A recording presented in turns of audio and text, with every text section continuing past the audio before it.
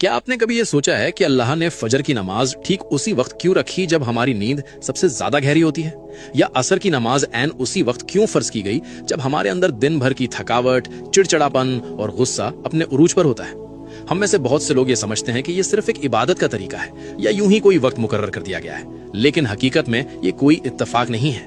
अल्लाह ने 5 वक्त की नमाजें बिल्कुल उन्हीं वक्तों में फर्ज की हैं जहां आपकी रूह और आपका दिमाग सबसे ज्यादा कमजोर होते हैं। दिन की शुरुआत फजर से होती है, दुनिया से मिलने से पहले अल्लाह से मुलाकात। सुबह के वक्त आपके जिस्म में एक खास हार्मोनल बदलाव होता है जिसे medical science cortisol awakening response कहती है। ये वो वक्त है जब रिस्क अता किया जा रहा होता है और फरिश्ते अपनी ड्यूटी बदल रहे होते हैं। अगर आप इस वक्त सोते रह गए तो आपने अपने पूरे दिन की बुनियाद ही कमजोर कर दी। फिर आता है जोहर का वक्त। दिन के बीच में जब आप काम कर रहे होते हैं तो आपके जिस्म का एनर्जी लेवल गिरने लगता है, फोकस खत्म हो जाता है, दिमाग थकने लगता है और इंसान गलत फैसले करने लगता है। जोहर की नमाज आपके दिमाग के लिए अल्लाह की तरफ से एक परफेक्ट न्यूरोलॉजिकल रीसेट है।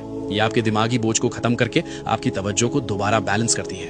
अब बात करते हैं असर की, जिसे जज्बाती कमजोरी का वक्त कहा गया है। शाम से पहले के इस वक्त में इंसान अक्सर गुस्से में होता है, दूसरों पर भड़ास निकालता है और सबसे ज्यादा गलतियां करता है। इसीलिए अल्लाह ने कुरान की सूरे अल असर में वक्त की कसम खाई है।